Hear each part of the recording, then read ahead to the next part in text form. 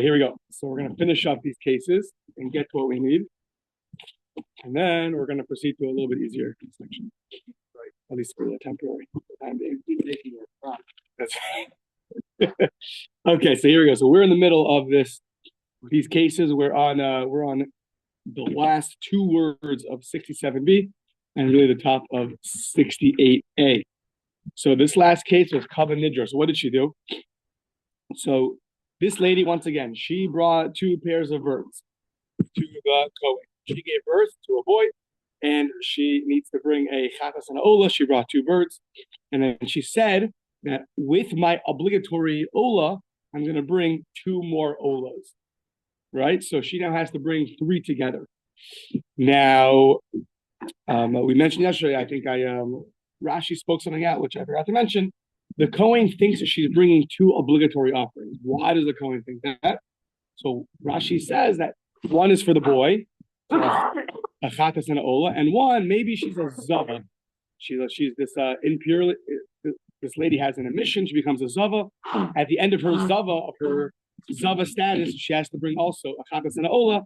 So he thinks that she's bringing two obligatory offerings, and therefore he goes and takes two pairs of birds, and he brings them two above the line, two below. Yeah, two above the line, two below the line. He doesn't even right for what he thinks. Right. Now, so here we go. So Kava Nidra. So she said, once again, she brought four birds. Now we're going to see, she should have brought six, but she brought two pairs of birds. And we know what the Kohen brought up. We don't know what she forgot what she pledged. Right? So she pledged either two turtle doves or she pledged two pigeons, and she forgot what she pledged. However, it has to come together with her Ola offering. So now, what happened over here? The Kohen takes these four birds and applies two below, two above, and two below. So now, because he thinks it's a chatas and an Ola and a chatas and an Ola. So two Olas he offered. Those are good. The problem is she has to bring three Olas. So once again, one Ola is not accounted for. Now, two of her voluntary offerings have to be brought with the Ola. But she doesn't know, is it two turtle doves or two pigeons? So whatever your obligatory offering was, whatever that Ola is, that's one. And then you have to bring either two pigeons or two turtle doves. That's going to be five offerings. That's how we get to Tzricha Shetavi Od Chamesh. She has to bring another five birds. Now, one for her Ola. Now, we know what he brought. So whatever he brought as a chatos, the rule is that whatever you bring as a chatos has to be the same bird as an Ola. So we know he brought, let's say, a dove. So now you bring an Ola, and then two doves and two pigeons, and you get five. Now, let's say she gave the Kohen two types of birds. She gave him two doves and two pigeons, and then he did two above and two below. So now we don't know which one. We don't know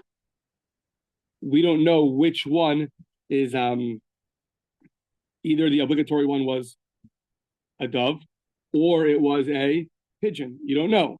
So you have to bring now a dove and a pigeon to suffice for your obligatory Ola. And then you have to bring two Olas and two doves and two pigeons as your voluntary offering. She doesn't know, and he doesn't. So we know what he brought. But she doesn't know what he had originally said. What she originally said, exactly. So that's how you get, that's tavi sheish. Now, okay. Now, one more case. Here, now it gets a little more exciting. So, that I'm always right about, right? The more exciting part, right? Not the easier part, but the more exciting part, I have credibility. Yeah. Well, yeah. So, okay, so Nasna L'Kohen. Now, the Eini Yodas Ma Nasna. Halach HaKohen Ba'asa, the Eini Yodea Ma'asa. Okay, so this Kohen this time really messed up. She gave two pairs. Not sure which one. And we're not sure what he did. So meaning you might not have brought the chatas either. Either he brought four above or he brought four below, or he brought two above, or he brought two below. We don't know. 1 and 3. So it's funny. That's not an option. I guess that much the Kohen. Why do you do 1 and 3? Right? Meaning, if it's all olas, you do above. If it's all chatoses, you do below. You would do 1 and 3 if you brought as a yoledes, if you brought 2 as I guess his status quo, Yeah, unless better. told otherwise, he can't assume that. Yeah, good. Yeah. I have the same question. So good. So now we don't know what he did. So once again, she gave him 2 pairs, and she doesn't know what her voluntary ones were there pigeons, or were there doves. And we're not sure what he did, either 4 lamala or 4 lamata, or 2 lamala and 2 lamata, 4 above, 4 below, 2 and 2. We don't know. So what do you do? So she needs now 4 birds for her nether. Why? Because meaning, let's say he did 4 chatas offerings. That's 0 ola offerings. So none of her voluntary birds were accounted for. now if it's Yeah, so she got to bring 2 doves and 2 pigeons, because it could be 0 olas were accounted for. Okay, so now you have to bring arba predim, linadara, vishtayim lechovasa. Now, at the end of the day, she owes for her child in ola and achatas. But that it doesn't matter if it's dove or pigeon. yeah. So now it depends. So if the chatas was a dove, the ola has to be a dove. If the chatas was a pigeon, the ola has to be a pigeon. They have to match. That's the rule. So maybe none were brought already. Okay, good. So therefore, you bring. Well, okay. Let's see. Shtayim lechavasa means for your ola, you have to now bring your obligatory ola has to be either a dove or a pigeon, because maybe they were all chatases and not an ola. So therefore, you have to bring a dove and a pigeon. So right now you have 2 turtle doves, you have 2 pigeons for the voluntary offer for her nether. That's 4. Then we're not sure for your obligatory offering, your obligatory ola, you have to bring a dove and a pigeon. And therefore you suffice with your nether is going to be attached to your obligatory offering. So you have 2 doves and an obligatory offering, or 2 pigeons and obligatory offering. That you have 6. Now for your chova, for your chatas, the chatas achas. Chatas you bring 1. Why? Because at the end of the day, the chatas is going to have an ola that's going to match it. The only way this is 7 and not 6 is that there's a rule that the nadava has to match the type of bird as the yoleda. Otherwise, it should be 4 plus 2. But you need to bring a chatas. Yes, I included that. That's the 2. No, the 2 is the ola. Your obligatory ola. You're bringing 4 to cover. 4 is your nether. You also give birth to a son. You have to bring an ola and a chatas. That's yoledas, but the ola might have never been brought because you brought all chatases, and you don't know which one it is. Why isn't 2 enough? Just bring 2. The Torah doesn't care whether you brought pigeons or doves. So you have to bring 1 of each. That's 2, right? Right, and then 4. That's 6. Good, and now your chatas. That included the chatas, but 2. No, those are only olas. They're all olas. Your obligatory ola might be a pigeon, might be a dove. So you got to bring a pigeon and a dove. Your 4 of your 4 has to be brought of your potential nether, either 2 turtle doves or 2 pigeons. That's 6. And now your chatas, you bring 1 chatas. Why? So now,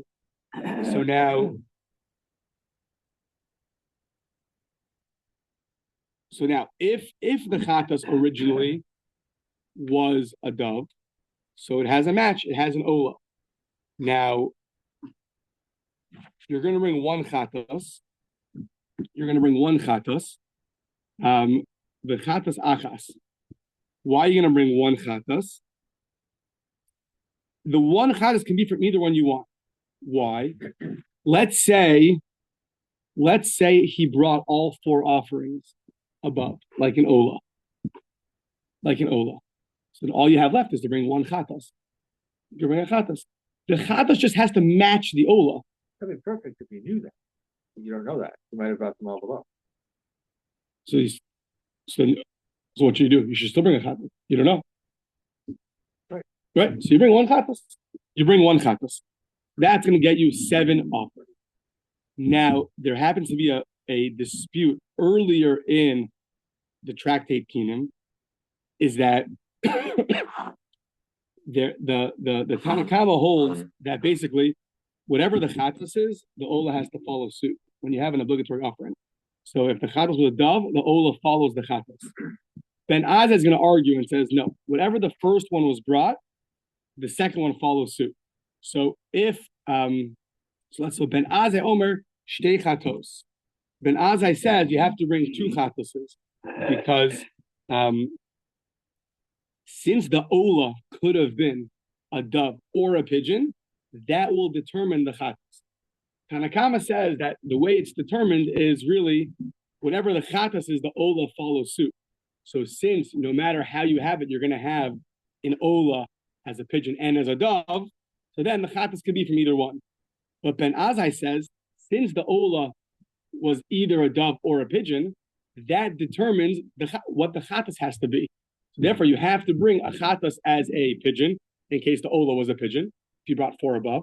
And you have to bring a chatas as a dove, in case the ola was a dove. So those have to match. So that's how you get 8. Now, we need this all for the following line. Yeah. Amar Rabbi Yeshua. So now, Rabbi Yeshua makes a comment, which Rashi explains goes on Ben Azai, but really can go on Tanna Kama too. He says like this. What should this lady have done originally? She should really have brought 6 offerings. That would have solved everything. 2 for her obligatory offerings, the achatas and the ola, right? And then she's not sure, did she vow doves or she vowed pigeons? So you'll bring 2 pigeons and 2 doves, and then you're good to go. What did she do instead? She only brought 4. She brought 2 pairs of birds.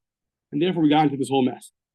So Amar Rabbi Yeshua, Zehu Sha'amru, Kishahu Chai, Kolo Echad, and Kishahu Mace, Kola Shiva. So what we need, we'll get into what it means in a second. Rabbi Yeshua is commenting on these Mishnayos. We're seeing he agrees with the Mishnayos, to which we're going to say that one of the Mishnayos was the case earlier where you had those 3 pairs, the middle where you explicitly Rachel and Leah explicitly stated this is chatas, this is an ola. Their second pair they left anonymous, and their third pair they stated chatas and ola, but they didn't state for who. Right? And the Gemara said yesterday that only the middle ones are going to be good, but the ones that the third pair is not going to be good. And we asked according to Rabbi Yeshua, if an ola becomes a chatas, why is the last pair not good? So we see that Rabbi Yeshua comments on these Mishnahs. He agrees with them. So how is that going to fit with that earlier case? Now, what does his statement mean? He's saying that when you have a ram, so the voice comes out. But when you kill it, you can get the voice from 7 parts of it. This is really an explicit Mishnah earlier. Rashi brings the Mishnah. So when you have a ram, it makes 1 voice. It's sound out of its mouth. When you kill it, though, you can get 7 voices. What does that mean? So you'll help me out. Let's see with the words. First of all, you have the 2 horns. You can make it the 2 trumpets. That's 2. Then you take its 2 thighs, and the bones inside the thighs can be made into 2 flutes. That's 4. Then its skin can be made into a drum. Then its innards can be made into a lyre. Is that what kind of boxes of a lyre? What's a lyre? L-Y-R-E? Like a kind of harp? It's kind of like miniature harp. Miniature harp. I thought, okay. The name of its innards can be made into a kinnaros, into a harp. So what's the parable? So Rashi says when she originally made a nether and she didn't know what to bring, so she only needs 4 voluntary offerings, right? 4 for her vow, sorry, not voluntary. 4 for her nether, 2 doves, 2 pigeons, and 2 for her obligation. 1 is ola, 1 is a chatas. But now that she brought 4, so now she has to bring 8. So that's a parable of when you have the ram, you had 1, but now that it's dead, you can make 7 instruments out of it. So she could have just sufficed with 6, but now that she brought 4, it's going to come out to be 8. Fine. So meaning she caused more trouble than necessary. So now Rashi explained that since Rabbi Yeshua comments on this, we see that Rabbi Yeshua agrees to these Mishnayos. So now back to the case from yesterday. You had 3. They bought each. Rachel and Leah bought 6 pairs. right? They each one Rachel owed a chatas and Leah owed an ola. So then they each anonymously they decided, whatever the second pair goes for, whatever is up to the Kohen, it'll be fine. And the third pair, they said that this is going to be a chatas, this is going to be an ola, but they didn't specify for Rachel or for Leah. And the Kohen went and did 3 above and 3 below. So, and we said that only the middle pair, the one that's anonymous, is going to be good. The Gemara said, one sec, why is only that one good? The ones that are explicit should also be good, because what's the problem? One of your olas was offered below, it could transform into a chatas, and yet the Mishnah doesn't say that. It only said that the anonymous ones are good. All the ones, all that third pair is totally invalid. We asked, why is it totally invalid? Let the ola transform into a chatas. So that was the question on that original understanding of Rabbi Yeshua. So now we're going to switch. No longer are we going to think that Rabbi Yeshua's opinion is that an ola can totally become a chatas and you're totally good to go. It's going to be a middle ground. The middle ground is as follows. All Rabbi Yeshua was saying was that when you bring an ola, but you bring it as a chatos in the location of a chatos, and you put the blood on the location of a chatos, and you have in mind a chatos, and you do malika like a chatos, all it's saying is it's no longer going to be subject to me'ilah, meaning it'll have some level of purity. Commentators point out, if you put it onto the altar, you do not have to take it off. It can remain there. So it has some level of sanctity. However, the person's own obligation, that is not going to suffice for. He has to bring his ola offering again. That doesn't count, or doesn't count as a person chatas offering. But it's enough that it's not going to be totally invalid.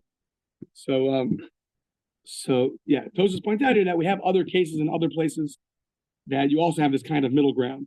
So it's a middle ground kind of thing where it's no longer it's not fully good and it's not fully invalid. It's somewhere in the middle.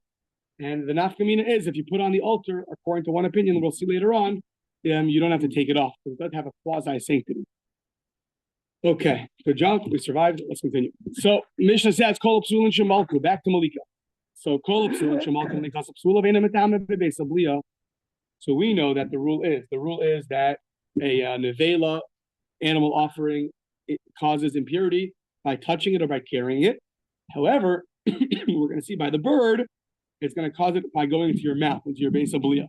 That's how it causes impurity. So now, all the invalidations, shemalku, somebody invalid, let's say, someone who's not fit to do malika. So we'll see who's coming to include. If they do malika, the malika is psula. Let's say someone who's, I don't know, maybe a non-Kohen, we'll see, it's going to be a debate, but or someone who's, blind or whatever, someone who's invalid, an invalid Kohen, let's say, does malika. So the malika is invalid, but it's not going to cause impurity because it's not going to have a status of a nevela. It's not good for a sacrifice. You cannot bring it, but it's not going to cause impurity. Now, malak bismol, you use your left hand instead of your right hand. Oh, balaylo, you do it at nighttime.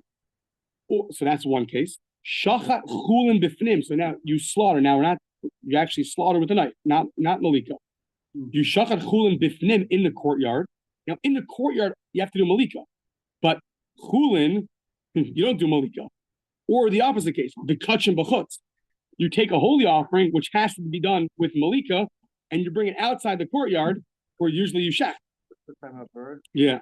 Both of those cases, the novelty, both of those cases are not going to be considered a nevela, even though they were killed improperly, because the first case is you killed something in the courtyard. The courtyard is only malika, but it's a non-sanctity bird, so that doesn't require malika, so it won't be a nevela. Or you take a holy offering outside and you slaughter it.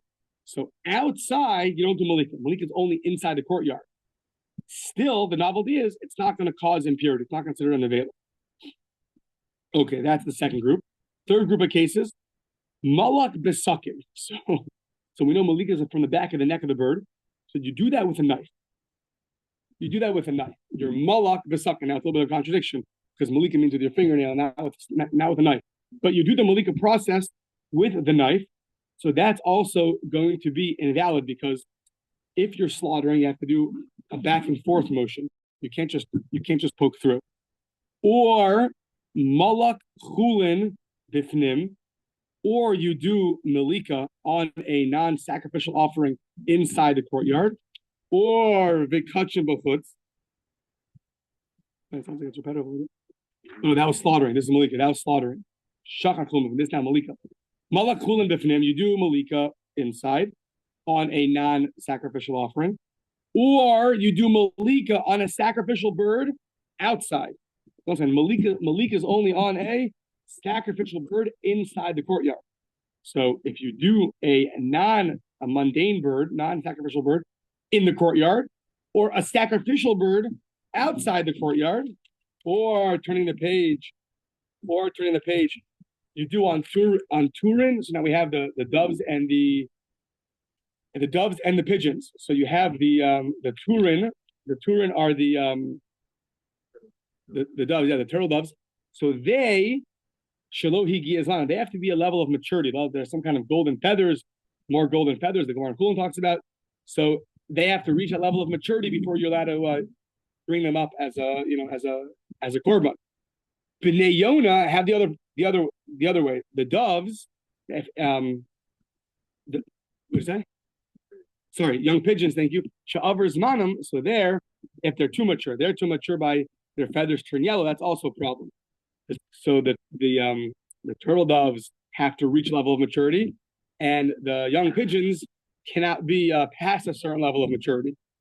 So they're also all birds that are invalid. So b'nei Yonah sha'avar zmanam.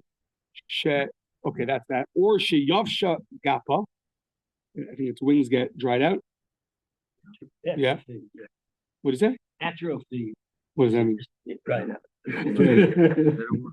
They don't work. Okay. Can you say about a person he's atrophy? No. He just stops working. Okay. Okay. We'll do English class later. Fine. Shenismes eina. So, or the bird's eye gets knocked out, is blind, or shenik the ragla, or its foot, so it has a blemish. So all those cases are metame. Basically, all those cases would be considered a nevela. Meaning, if you do malika on a non-sacrificial bird, or on a sacrificial bird outside the courtyard, that's just considered killing it. You're doing the procedure of malika, but it's not considered malika in terms of allowing it to be brought. It's just considered killing it. So killing it, it's a nevela. So malika on a mundane bird in the courtyard or on a sacrificial bird outside the courtyard is just called killing it. And therefore it renders the bird a nevela, and therefore it's going to cause impurity like any other nevela. Okay. This is the rule. If you put these birds on the leaf, you got to fix them. Yeah, that's the assumption. I believe so. I believe so, yes. As opposed to the other ones where it's not an avela, if you put it down. The time of it shouldn't be correct. Here's the rule. Maybe we'll see more about this rule. Rashi says something, but sounds like it's a little controversial. Zehaklal, kol shepsula bekodesh, eino metama beisabli. So literally the words mean anything which is invalid in sanctity does not cause tumma bebeisabli. So Rashi understands it to mean anything which comes into the courtyard valid and then becomes invalid is not going to cause impurity. That's just a funny thing, because what does that mean? It comes into the courtyard. Great, it came into the courtyard. But now you chop off its leg. So now all of a sudden forever it's going to remain holy because it entered the courtyard holy. It's a little bit difficult, right? It sounds like whatever enters in sanctity is good to go no matter what. No matter what. Even if its leg gets chopped off, doesn't matter. That'll never get a status of an avela. So okay, that's a little controversial. But either way, anything which, according to Rashi, is invalid before it enters into the courtyard will be an avela. maybe I don't know. Maybe it just means something which is, I don't know. Let's see. Maybe we'll see more about it. We'll do guesses later. Fine.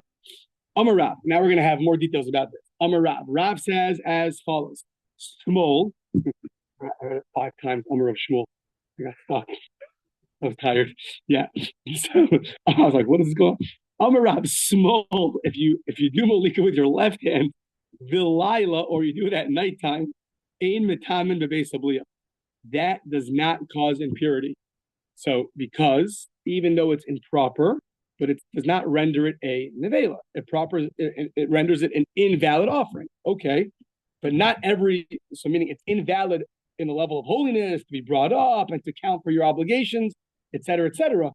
But once again, it doesn't get the status of a nevela, which is very interesting. It's like food for thought, right? You ask somebody, Malika is the following process. You got to use your right hand in the back of the neck, etc., etc., all the rules. So then you say, what if you do it invalid? If you do it with your left hand, so then what happens to it? So you could have said it's a zero, all or nothing. Either do it properly or it's a total zero, and it's like you just killed it like by shooting it with a gun. Then it'll be a nevela. But here we see not that way. There's a middle ground, even though you did it invalid, but it's a psul, it's a invalidation in terms of the rules of sanctity, but doesn't necessarily render it a total, dead carcass with nothing. And if you put it on the altar, then you could leave it there. So your left hand or at nighttime, those are not going to metame the base abliya. That's not going to render it impure. Zar, so here comes, this is going to be a debate. Zar, let's say a non-Kohen does malika, or you use a knife. So according to Rav, both of those will render the animal to be a carcass, an avela, and therefore it will cause impurity. Metamin bebeis habliya. Says the Gemara, what is the difference between your left hand and the zar? Ma'ishna small. So now we're going to find other cases in terms of sacrificial things that you're allowed to do with your left hand, and say, look, you can do it over there, so you can do it over here also. So ma'ishna small, the isla hechsher b'yom kippurim. On Yom Kippur, there's a case where you're going to take the shovel, the little shovel with the Kollel takes it with his right hand, and he takes the spoon with his left hand. That's the only way to do it. That's the only way to do it. Yeah, that's true. He's taking what? He's taking a ketores. Your mouth. The Gemara talks about it. No, it's very difficult to vote. You've got two things to carry. Right. I think some of the frankincense, right? You have to put it on in the Kodesh Kodashim. You can't put it on outside and carry it in. Right. That was a Tzedukim did that. I think. So yeah. So you're carrying, I believe it's the ketores. So on the fire pan. In the fire pan, and then you're holding the spoon. But at the end of the day, even if you can't do it any other way, we see the Torah validates left hand usage for something. It's a good point. Why is that a good example? If that is the only way to do it, fine. Good question. What about nighttime? Every night they bring the fats and the limbs. In fact, this is Parsha. Yeah, Steve, just for you. Yaakov has instituted Mariv. So Mariv is also, what do they bring corresponding to Mariv? The fats and the limbs on the altar. So you see the Torah validates nighttime for certain things. So how come? So it should be good. So the Lila is like Sherbei Avarim Upadarim. Says the Gemara Zarnami. So those two things we see are valid. Yet by Malika, and therefore by Malika they're going to be valid, meaning not valid in terms of valid Malika, but valid enough that it's not going to make into a carcass, into an avela. So how come Rav said that a non-Kohen is not going to be good? Zarnami isleh hechsher b'shchita. We know a non-Kohen could do shchita. He could do shchita, no problem. So why by Malika, if he does Malika, is it going to be totally, it's a zero. It's going to be a nevela. Why? So it says the Gemara, no, shchita lav avodah. Shchita is not considered an official service. We had this line earlier already a few times. So it's not an official service. It's not considered an avoda. It's like a prereq, as opposed to the Kohen Gadol carrying with his left hand or putting up fats and limbs onto the altar. That's a real service. Therefore, you can't bring me a question from a non-Kohen. That's not considered a real avoda. Okay, says the Gemara. Really? Below? This was also earlier. Yeah, same place. Okay, it's the same back and forth on 14th page in Zevachim. Okay, for those reviewing. Yeah. So below the of Zera, Shchitas Para Bizar Psula. Says the Gemara. That is that really true that Shchita is not considered an avoda when it comes to a red heifer, the Para Duma? If a non-Kohen does it, it's going to be invalid. And Rav pointed to the verse, and the verse said, Elazar v'chuka, meaning when the Torah said about a paraduma, it says Elazar a Kohen, has to be the Kohen does it, v'chuka, and it's going to be an eternal statue, meaning this has to be the rule. So you see that one of the requirements, at least by a para aduma, of slaughtering has to be a Kohen, and it can't be a non-Kohen. Well, that's what we're asking on. Why is not an avoda? If it's not an avoda, then it shouldn't have these rules. And yet we see it does have these rules. Sounds like shechita is an avoda. Because if it wasn't an avoda, why does it exclude a non-Kohen? A non-Kohen could do a non-avoda. A Kohen has to do it the avoda, which you find in invalidation. It must be, it's an avoda. That's the assumption. So that's a good question. So if that's true, so we see that it really is an avoda, and therefore a non-Kohen can do it, and therefore by Malika, it should be at least considered not an avela if he does it. Says the Gemara, no, you can't bring a red heifer as an example. Why? Because shiny a para is very different. A red heifer is very different. Why? The kache bedekabayisi, it's a lower level of sanctity. At the end of the day, it's not what we call kache good. It's not. It doesn't have the sanctity of a physical sanctity. It's more of a sanctity that goes towards the upkeep of the temple. It's kache de bedekabayisi. Therefore, it's a lower level of sanctity, and therefore you can't bring it as a proof. We're talking about things like a high level of sanctity, the animals themselves that are being brought onto the altar. So therefore, even if you'll tell me that a non-Kohen cannot do it, but at the end of the day, you can't compare that to what we're talking about. It's a lower level of sanctity. It says like Gemara, 1 second. Below kol dekenu, or kol sheken, right? Kol dekenu is not a kal v'chomer basically. Kache bedek habayis is bo kahuna. 1 second. If you're telling me that a lower level of sanctity, like paraduma, that requires a Kohen, so for sure, a higher level of sanctity should for sure require a Kohen to do it. You should say then only a Kohen can craft the carbon. That's not right. It's not true. If it was a kosher cane by the paraduma to a regular, ola, then we'd say then a Zara can't craft the ola. But yeah, good.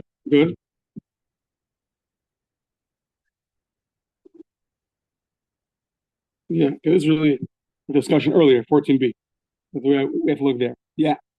That the Gemara says, staying paraduma is different. It's not a good example because if it has a certain requirement, so then for sure, high levels of sanctity should have that same thing, and therefore you should consider slaughtering in a voda, and therefore we see that you should consider slaughtering in a voda, and yet you see a non-Kohen can do it. Maybe special dispensation, that he could do it. So you should be able to do it by Malika also. You can't go in general. The whole thing is counterintuitive. I was thinking about that. Right. It's a chok that it's matamna to horim and matar that's. There's a custom. You can't learn part of it. It sounds like it should be its own. This is all going to be a hobby. Yeah, but still. So you see, though, if you get into the Gemara's brain, even though parts of a paraduma stand out as opposed to every other offering in terms of that it impurifies the pure and purifies the impure, but you see here the Gemara doesn't care about that. At the end of the day, it doesn't care about that. So even though it's unique in one area, but in terms of this area, it still wants to apply it. So basically, we're all wrong. I thought the same thing, but yeah. Okay, so that's fine. Humbling is good. Humility. Okay, so Amar of Shisha, grader of Edi, says the Gemara. No, Midi dehave amaraos negoyim. It says, look, what you have by checking if there's tsaras, if there's leprosy. It's not really leprosy, but it's called tsaras. Yeah, by tsaras, so that requires kahuna, a Kohen, even though that's not considered an avoda. That's not an avoda. To check if it's a special. The Torah says only a Kohen can say if this is tsaras or not. So, and yet what do you see? Ubayi kahuna. So the fact that a paraduma needs kahuna does not necessarily make it that it's considered an avoda, a service. Because we see there's other things that need kohanim that doesn't automatically make it into a service. And that's why you can't bring a proof from paraduma, not because it impurifies the pure and purifies the impure. Because that's why it's considered not a service, and therefore the fact that a non-Kohen can't do that slaughtering does not make it all of a sudden a service because it requires kahuna. Fine. Says the Gemara, okay, but 1 second. V'neleif mi bama. We know that sometimes they would bring sacrifices on mounds, right? Not in the altar. When they didn't have the altar, they would bring it in a bama. So now on a bama, on a mound, when you made the barbecues, you asked what happened. So there, a non-Kohen could do malika. He could do malika because by the bamas, there are different rules. Everything under a bummer, the last two blocks. Okay. Okay, so basically don't drop out now. There's what to see. Yeah. So Venelef mi bama, says the Gemara, no. Mi bama lo yalef. You can't learn out from a bama because a bama, Rashi explains, he says, bama kichol hi legabe mikdash. A bama is so mundane, meaning its laws are so far away, they're so mundane as opposed to the laws of the temple. So if you find me laws by a bama, it's so far removed from the sanctity of the temple, therefore you can't bring it in. Just because you found me something by a bama, that's so far away that in sanctity from a temple, and therefore the rules cannot be applied or learned one from another. Says the Gemara, is that really true? Below, the Hatanya minayin liyotze shim lo yarad. How do you know that if you bring sacrifices outside of the courtyard, which is invalid, called a psul yotze, you're not allowed to bring it out, and yet you do bring it out, shim lo yarad, if you put it onto the altar, even though it has an invalidation because you removed it from the courtyard, how do you know that you can leave it on the altar? Because shari yotze kasher bebama. By a bama, there is no in and out. It's all outside. So everything by definition is outside. It's an interesting assumption of the Gemara. You could have said that the whole yotze doesn't apply by a bama because there's no. The Gemara assumes everything there would be invalid for bringing it outside because there is no courtyard there. And yet, what do you see? The Brisa learns the rule that if something leaves the courtyard and gets brought back in and put on the altar, you can leave it on the altar because by a bama, you leave it on the bama. So what do you see? You could learn from a bama. Well, if you could learn from a bama, a non-Kohen can also do malika by a bama. So he should be able to do malika. His malika should at least make the bird not an avela. And yet Rav said not that way. How is Rav going to answer to this Brisa? Says the Gemara, no. The real reason why you bring it up by an animal that was brought out of the courtyard, that if you bring it back in, you put on the altar, you don't take it off, is really learned out of a whole pasuk. Tana azos Torah sa'ola samachlei. This really, I think we also had earlier. That, so you have to look earlier on page 51 for more explanation. But basically, at the end of the day, there's we're learning out from the verse, azos Torah sa'ola. Zos Torah sa'ola over there gives the whole exposition. Really, that's the verse that teaches us that if something is removed and then brought back in, that you can leave it on. It's not because of the bama. Fine. Okay, that's that. So Rav stands strong in his opinion that a left hand and nighttime will not render the burden of avela, but a non-Kohen and a knife will render an avela.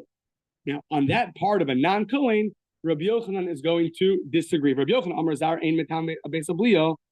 Rabbi Yochanan argues and says, Zar, even a non-Kohen, can remove the bird from a status of an avela.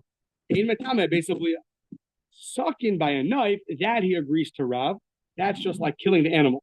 So that's not malika. Malika, you could hear, will remove it from being an avela.